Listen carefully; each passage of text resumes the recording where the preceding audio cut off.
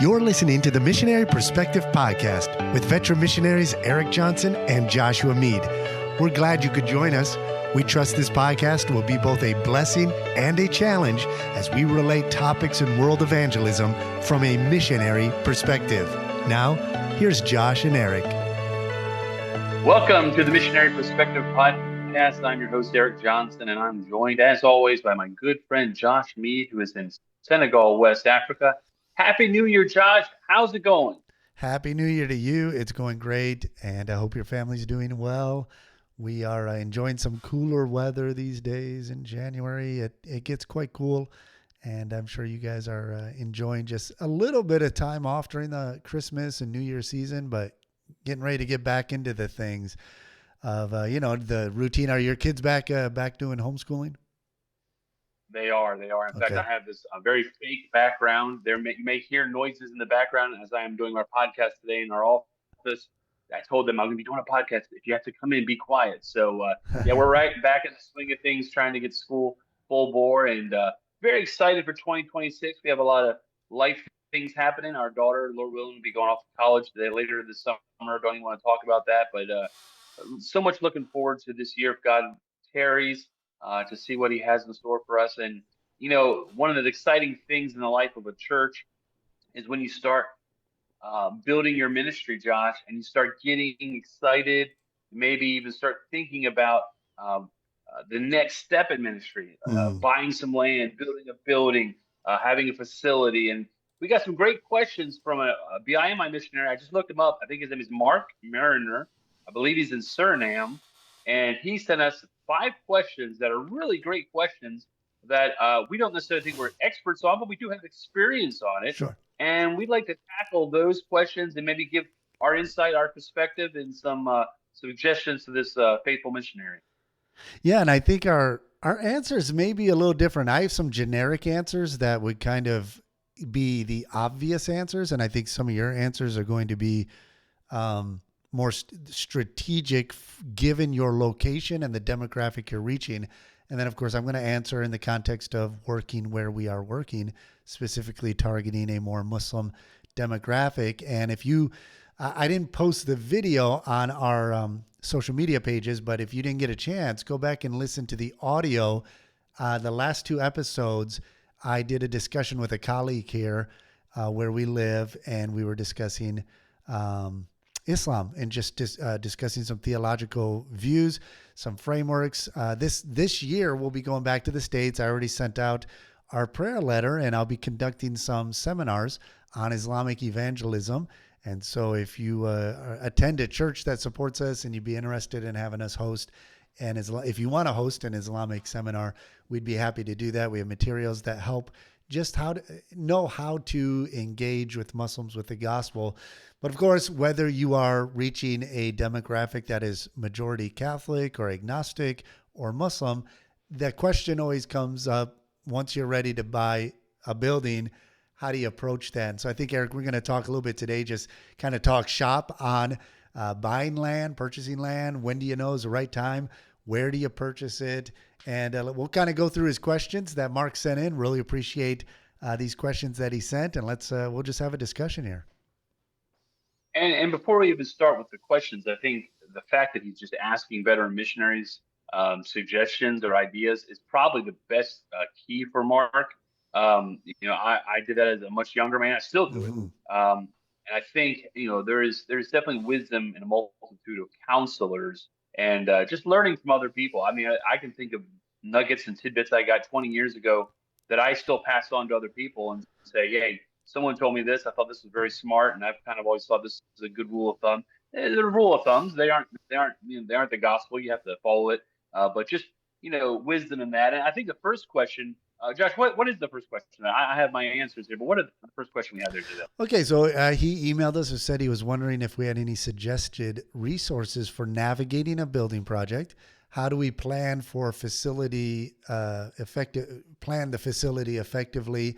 And then how do we raise funds to bring about our vision once it's planned out? And so he kind of, and then there's several questions that he has here that kind of go one after another, but just kind of give a general, when did you know that you needed to build, you needed to buy land and build, because how many years was it before you had a building project that you initiated from the time you landed and began evangelism? So we landed February 14th, 2009. And so then we purchased our first piece of property would be, let's see, I think it was July of 2013. So it was 4 years. Okay. Um, looking back, I thought it was a long period of time. I think as missionaries, when you're in your first work, everything seems like it's not going as fast as you want it to go. In hindsight, now nearly 20 years later, and with the perspective of many other missionaries that have been around, it actually was very quick. It was actually Okay. very quick Yeah. for our area, our price range, everything on this island for the ministry, how quickly ministries usually go. 40 years was actually a pretty quick time frame. And let's see, 1 year from purchasing the property, we were actually able to start building on it. So that took another year and then 6 months of building. So, from the time we landed to the time we got into our first church service was a good 5 years from being here, which, if you had told me once we landed, I thought, well, that's a pretty good long time. But now with hindsight, it seems like it's been quite some time. But knowing that, I think from the very beginning with the first work, once we had it going, I was already looking for land. I didn't like paying the amount of rent that we were paying. In fact, Sure.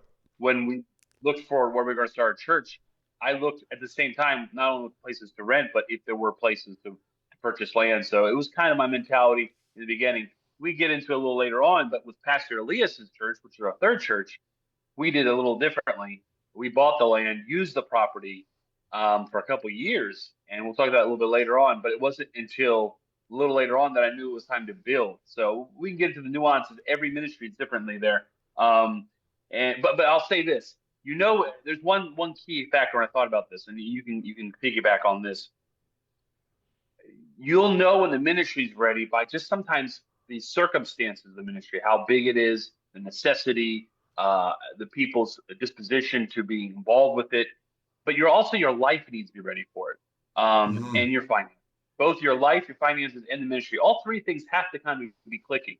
You may have financially doing well at a time, but if your life, there's some things going on with the family where you need to be making trips back and forth, or there's some sickness, or whatever the life situation may be, or the ministry is just not simply ready for it. I think those three keys kind of have to be in order and sync, and you will know that. There'll be a piece about, wow, it's time to do this.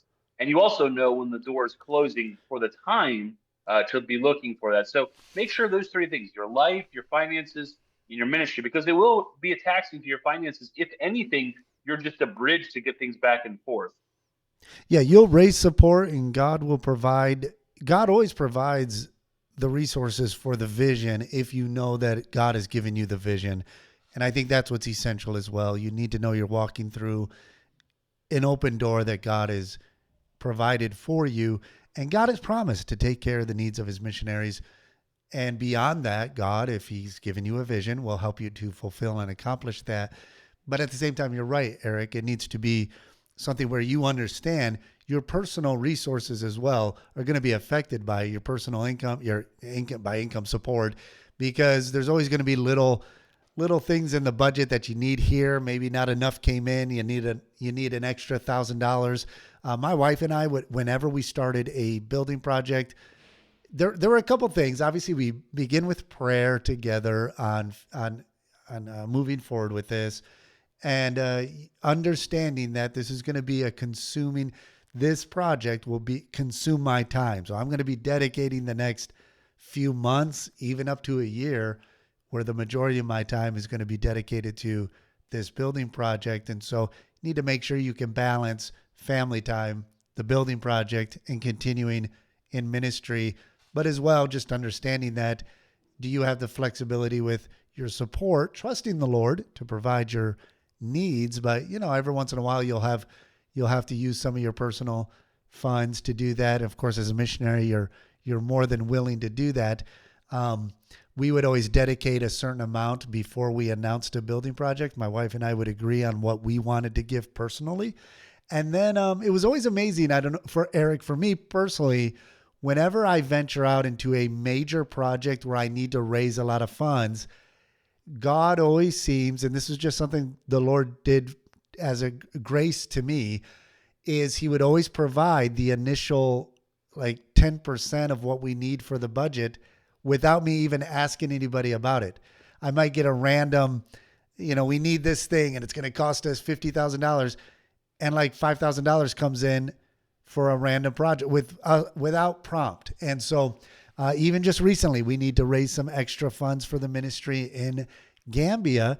And I have a set amount that I want to raise, and already 30% of that has come in, and I haven't even sent out a request for these raising these funds. So it's always exciting to see how God answers prayer. And I always tell missionaries, when you're moving forward with a project, with a transition, with whatever it might be, is there a need, which means there's a door that God is opening, and then is God answering very specific prayers? Be specific in your prayers. And if God is answering specific prayer requests, he's giving you this vision and there's a legit need, then I think as you move forward, you can trust the Lord with that vision. Julie and I just read the other day in Psalms where David said that when you delight yourself in the Lord, he will give you the desires of your heart. Commit your work to the Lord and he will bring it to pass. So just simple principles of if I'm passionate about pursuing God and fulfilling a vision God has given me, then I can trust my passions that the decisions I make are the right decisions because I know my motive is to do what God desires me to do. And that might be a decision you and your wife have quite often. How do we know what's God's will, when it's God's will to make a decision? And so with Building Project, Eric, you hit the nail on the head. And I would just say, be specific in your prayers and know that this is a definite need as you move forward. And as we get to the second question, it has more to do with the land itself. So you kind of come to the point now, you think, okay, we need this. We need to do something. What do I do? Well, I need to purchase land. And it's a simple question. How do you choose a plot of land? But man, this is probably for me the most important step. When God's kind of giving you the green light to go forward in your heart, you prayed about it, you have a peace about it. For me, and in fact, the reason it's probably so fresh in my mind, I'm doing this right now. We're endeavoring, if God wills, to buy the biggest piece of land we ever have because we're Mm-hmm. trying to build a Baptist camp. A few other ministries involved with it, and I'm sure in every country it's different, but I'm sure in every country there's similarities. This is one of the most important questions, is because it has to do. There's a lot of pitfalls. One obviously is price. It's got to fit in your range. You know, we personally have never gone into debt Right. to purchase things and build things. Right. I understand there are times and ways, there's avenues where people maybe will lend you something. Well, that's between you, your pastor, your mission board. I understand that, but as a personal conviction of ours, we've always done it debt free. So Mm-hmm. we've always had to raise the money ahead of time, save in many cases, and sometimes for years. But once you've kind of gotten the range, there's a lot of other issues in our country. One of the biggest problems is not necessarily the price, although that's an issue, but it's actually documentation, that is proper title, that's Mm-hmm. actually owned. There's a lot of people who will falsify titles or not have the proper documentation for it to be legitimate. That's a really big problem here. So we work. I mean, I go to so many properties that I like, and they say, "Oh, this price range is good." And then you get your lawyer involved. He's like, "This is not any good. Like they don't have the right documentation, or they haven't Right. paid taxes in 20 years." So that's really key. But location as well, and the location for your vision. This is the step that really requires a lot of thought, a lot of looking forward, and I think God gives that to missionaries, the ability to look forward, and to see how the town is sprawling, or how the development's going to be in 10, 15 years. And that takes a lot of looking at other parts of towns and other Right. towns. And this is really the key, where you don't want to just be willy nilly on this. And there are some times when I've heard missionaries, my pastor told me a story of a missionary in Africa who had been there, I think he's been there 40 years, about 5, 10, 15 years ago. He just was so successful at purchasing property and getting churches planted. He would go into towns where he thought there needed to be a church and buy a piece of land in a certain strategic place and not even build a church for a number of years. Right. And so that can happen depending how much money you have. But right here, this is the part where you want to take time, really prayerfully think about the future, and make a wise decision. That's what I would say. Yeah, and that's one thing that I've discussed this with our leadership here. Our national pastor, his dad was led to Christ in the early '90s, one of the first Wolof believers to convert from Islam to Christianity. And we were discussing one day about land purchase and even when you're small in number, should you buy property in advance?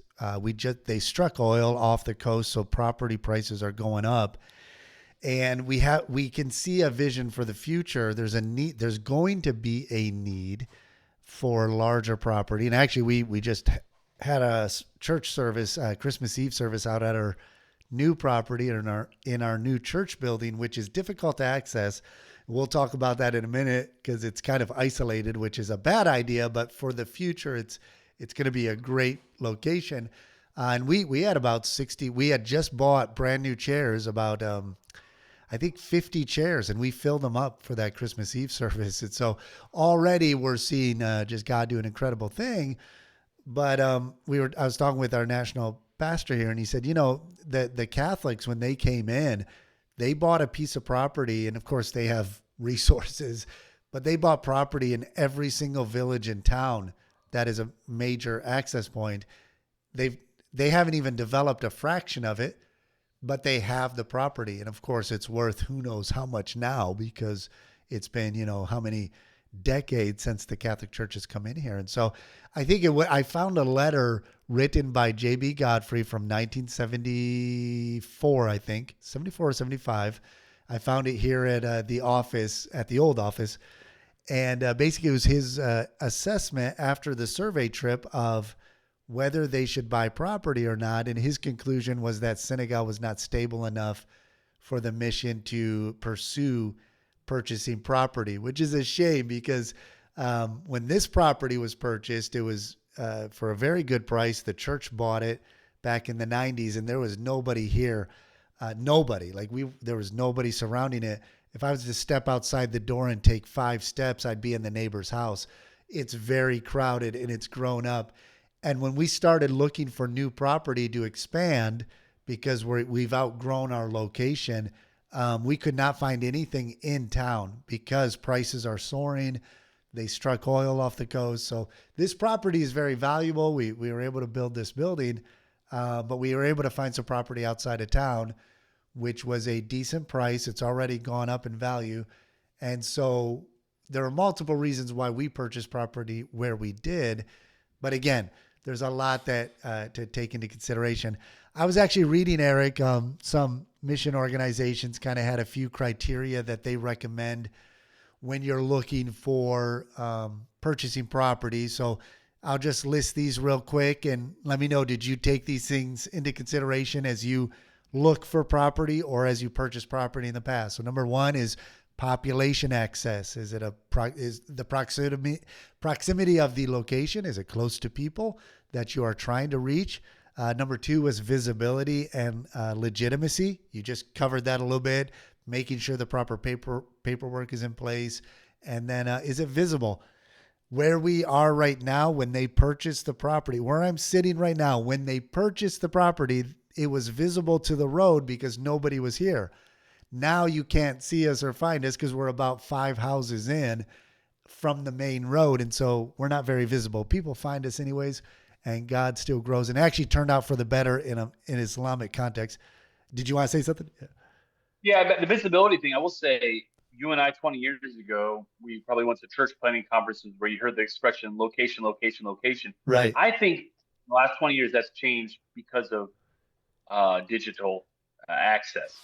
People at Sure. any moment can tell you where they're located. And so if you've got a way to promote yourself and tell you where you're at, we're on a dead end street. I was worried about that. It has never been a problem for us. Mm-hmm. Yes. You're right. Even here in Senegal, it's you can ping yourself on Google Maps. People can find you easily. So legal security, we talked about that, ownership, zoning, future expansion rights. I think that's important too. Just try to keep in mind, you think, okay, we don't need a large place because we've outgrown where we're at. We don't want to pay rent. It's so high. It just makes sense to buy a piece of property.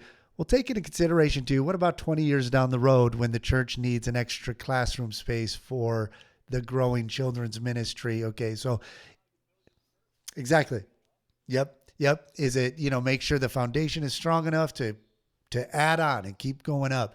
So take all that into consideration, infrastructure realities, and this is going to again depend on where you're located. If you're in a rural village area, in the middle of Uganda, well, obviously you take what you get. We have a friend that worked with us here in Senegal. He's from Gambia actually originally. He's now in Guinea-Bissau, and he moved there. He married a woman from that area, and the village chief from where his wife was from said, "Hey, if you'll come and start a church, we'll give you property." And so he's meeting there. He's already got, I don't know, he's been there maybe 2 years now. He's got about 50 people that meet, and I'm looking forward to visiting there in the near future and seeing the work as it's growing there. And so, yeah, it just depends on all that. Infrastructure is important especially if you're in a city area, and then cultural sensitivity. Just ask, what's the presence of a Christian structure? How will it be perceived in this specific area?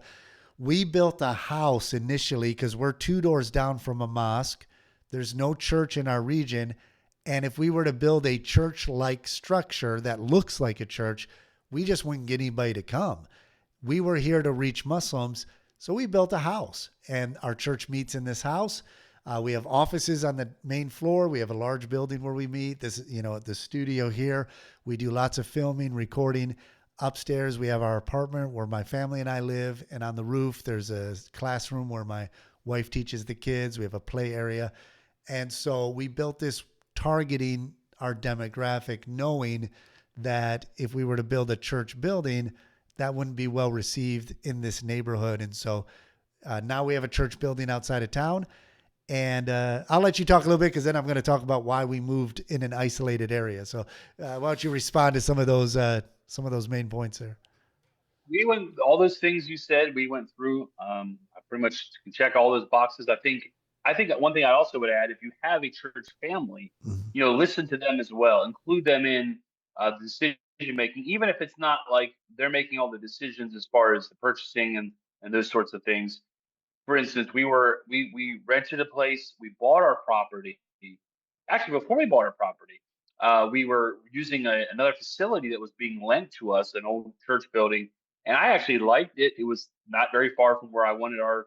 It was actually right where I wanted our church to be, and I thought, wow, we might just buy this facility. It was an old Presbyterian church, not being used, and I kind of floated that idea to the church members. And what we come to find out was they didn't really like the area that much for nighttime activities. There was a stigma because there had been a famous murder in that area.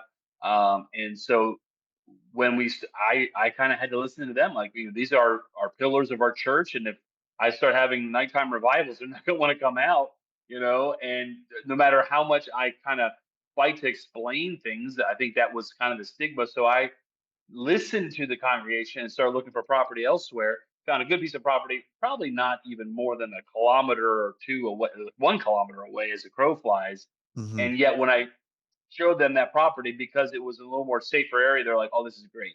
And so I felt like that's something I passed on to young guys. Listen to those around you, people who are faithful to the church. Right. They'll kind of let you know what they think of the idea.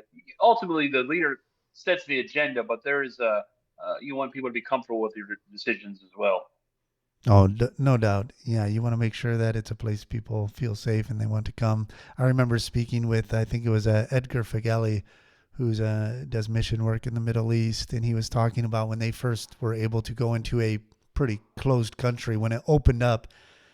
Even though for a time period they were able to go there openly and freely share the gospel and start churches, they still, where their church met, they would park trucks, like five, six, seven trucks in front of the doorway for obvious reasons because of the danger of where they were working. And so, but that being said, yeah, there's a lot to take into consideration.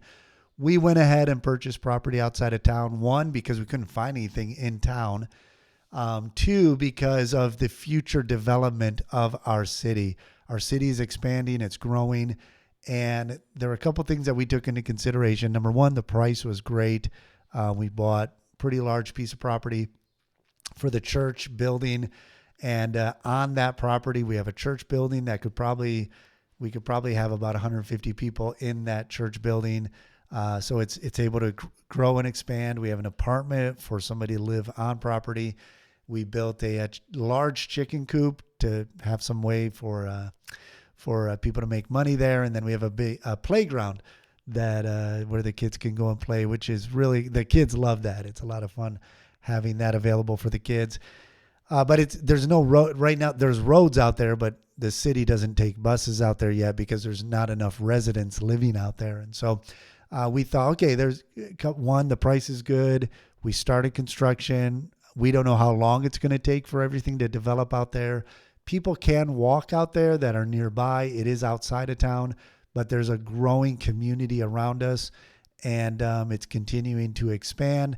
They're building a highway from the Capitol that's going to go right by our property to the airport for our city, and so that's all incoming in the future. And so we thought, okay, let's do that. And then this is a large development where once people start buying homes and moving into this area, we're already there. So while the majority of our neighbors are going to be Muslim, if we're already there, nobody can say, "Hey, you guys came in and you don't belong here," this and that. We're already established. We're actually the first ones to actually operate out there and be out there. So that's a big advantage, especially when we're doing church planting and evangelism in an Islamic context. And so we took a lot of those things into consideration as we built. And then I'll just add this, because of the Islamic context, we want to balance privacy for the church when we have our meetings, but then have an area that's more accessible to receive Muslims for Bible studies. A lot of times Muslims won't go to a church. So we actually bought 2 properties out in that area, and two separate properties.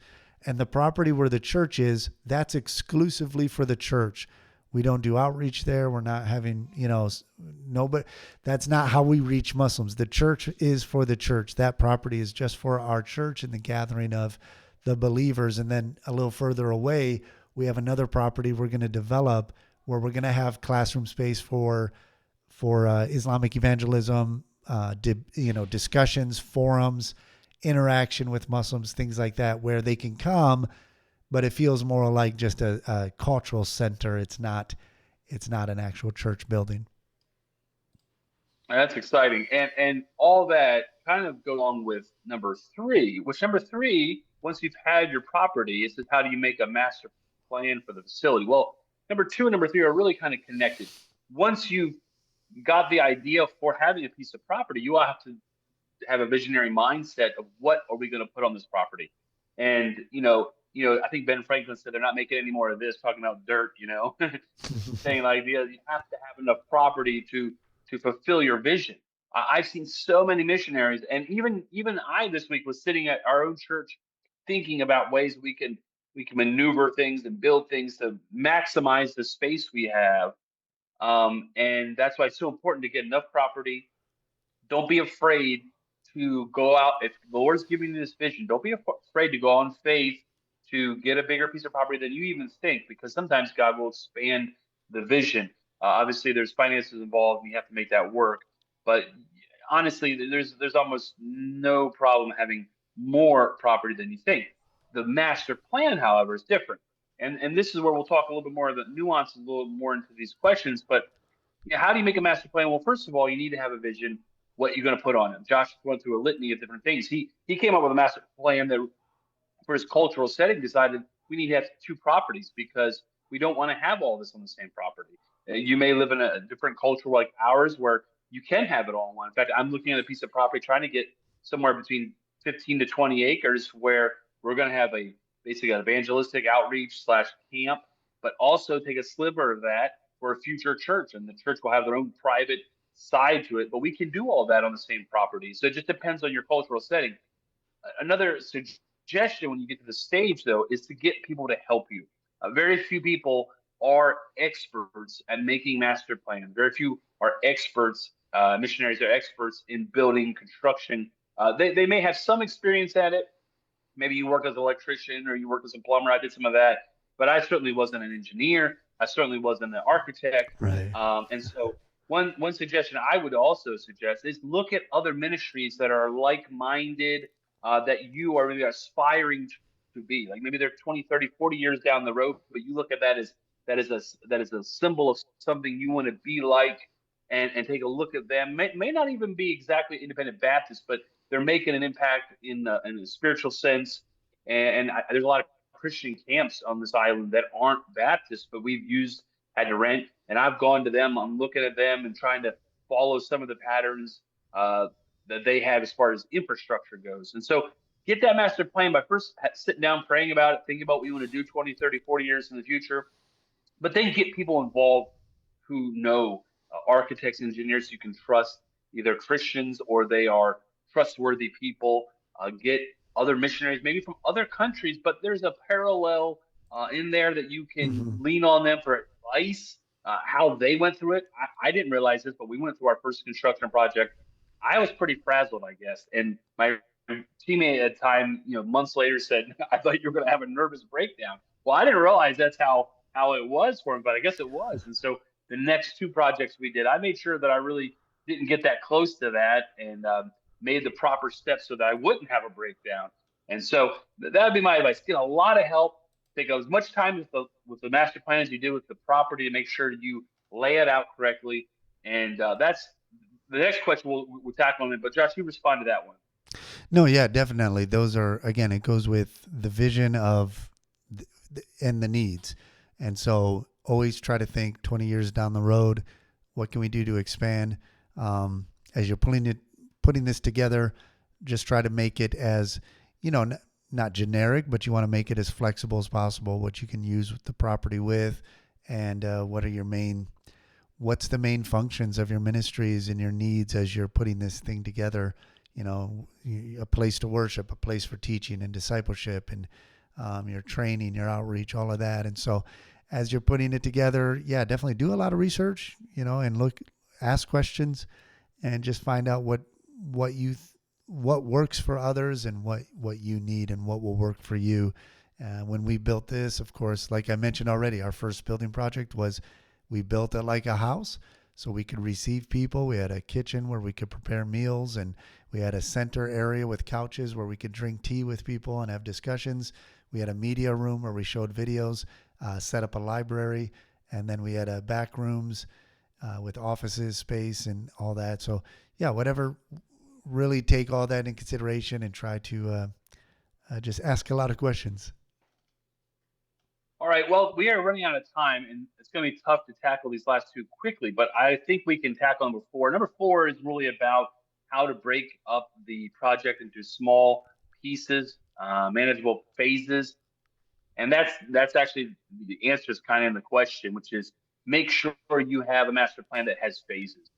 Don't have it like we can't use this thing until we've built the most expensive part or whatever. Like really think it through. Think about your cultural setting. I'll give you an example. Pastor Elias, we bought the property and didn't use it for 6 months, and then when we did, we just basically put some poles and some zinc and built them a bathroom. And for 2.5 years, they basically developed the land, developed everything, had church there until we realized, okay, now we're ready to go to the next step. And so have in your mind ways where you can make it functionable at the most basic level, and then just kind of divide it into phases yourself. And that kind of goes with also, Josh, and I'll finish with this, and you can just take the last two together.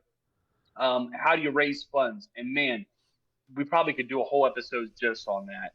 But I'll just say this. Don't worry about the provision. If God's given you a vision, He's provided the land, things like that, He's going to provide it. But take your time on that as well. Don't get too far ahead of the Lord. Be willing to pause on a project if you don't have the funds. I would say the things that are key are promotion and prayer, prayer and promotion. You pray about it and tell people about it. Tell people to pray about it. It's not, you're not trying to fool people. You're like, well, listen, we're praying for this provision, and God may touch someone's heart, but God also may touch someone's heart to be a prayer word about it, and that'll be just as effective. Ask for groups to come if they're interested. There's always groups interested in that. Josh hit on this, and this is the part I would say: start out being willing to sacrifice yourself. There's no better way, I believe, in showing that a project is real in your heart than you as a family sacrificing to give. No one gave more to our first project, to the building of it, than we did personally. Mm-hmm. And I think from that, God bless other times. And every time you enter a project, think about what you can do to be the first one in line to give. And I think God's going to provide the funds. And so even have those phases broken down in funds. And I think you will see the Lord provide in His timing. And I would just say, to summarize as we close out, when you're raising funds, don't ever write a letter or make a video update asking for funds if you're stressed out. Take a breath. You're excited about the project, but sometimes the stress can be overwhelming. And I would say you always want to emphasize vision-driven giving, not pressure-driven appeals for more money. Don't ever come off desperate. Oh, we need this. What's wrong with you people not helping? Cast the vision. People want, if you've already given toward it, hey, my wife and I are committing $5,000 for this project because we know God is in this. We are so excited, and we want you to have an opportunity to be involved in this ministry. And then have phase specific targets. Don't give the whole amount total. If somebody asks you, say, well, we want to raise 100,000 total, but hey, here's how we're breaking it down. We need a place to worship right away. We need this building, and we can do it for $25,000. That's it, And so break that down. Don't give vague totals. Well, we need this or that. Be very specific, and then just be transparent and give updates and reports when people are sending in, and ask questions. Always be transparent, and always invite people to come see the work and come help out.